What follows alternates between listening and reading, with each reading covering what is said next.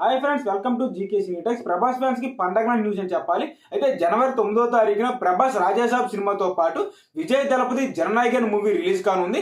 అయితే ఈ జననాయకన్ మూవీకి ఇంకా సెన్సార్ సర్టిఫికేట్ అనేది రాలేదు.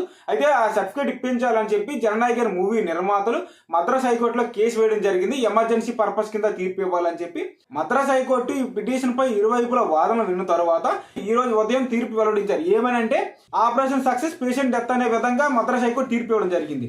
అంటే జననాయకన్ మూవీ టీం వేసిన కేసు ఏదైతే ఉందో దానిపైన ఇరువైపుల వాదనలు వినిపించిన తర్వాత మద్రాస్ హైకోర్టు అనేది తీర్పు రిజర్వ్ లో ఉంచి 9వ తారీఖు ఉదయం తీర్పును వెలువరిస్తామని చెప్పడం జరిగింది. అంటే 9వ తారీఖు ఉదయం ఈ మూవీ టీం కి అనుకూలంగా తీర్పు వచ్చినప్పటికీ అప్పుడు థియేటర్స్ కి కాపీస్ పంపించాలి. వాటితో పాటు డిజిటల్ కీస్ అనేది కూడా ఇవ్వాలి. అంటే ఈ ప్రాసెస్ అంతా జరగడానికి చాలా టైం పడుతుంది.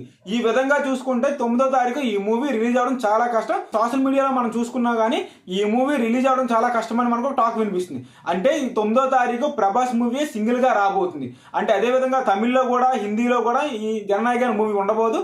అంటే వరల్డ్ వైడ్ గా ఈ సింగిల్ మూవీనే రిలీజ్ అవబోతుంది. అంటే ఫస్ట్ రోజు ప్రభాస్ మూవీ ఏదైతే ఉందో రాజాసాబ్ దానికి ఇంకా తిరుగులేదని చెప్పొచ్చు. అయితే ఇప్పటి వరకు ఇది ఒక ఫ్యాన్సీ మూవీ, హర్రర్ ప్లస్ కామెడీతో వస్తుంది. ఎంత కలెక్ట్ చేస్తుందో అనే దానిపైన కూడా ఒక డౌట్ ఉంది. ఎందుకంటే విజయ్ దళపతి కూడా చాలా మంచి క్రేజ్ ఉంది కాబట్టి థియేటర్లన్నీ ఈక్వల్ గా షేర్ అవుతాయి.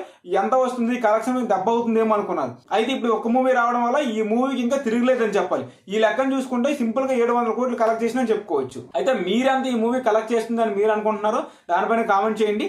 ఇలాంటి ఇంట్రెస్టింగ్ అప్డేట్స్ ఎప్పటికప్పుడు లేటెస్ట్ అప్డేట్స్ తెలుసుకోవాలంటే మన జీకే సినీటెక్స్ ఇప్పుడే సబ్స్క్రైబ్ చేసుకోండి. అయితే వీడియో ఇంకా ఎవరైతే లైక్ చేయకపోతే వీడియో లైక్ చేయండి, షేర్ చేయండి. Thank you.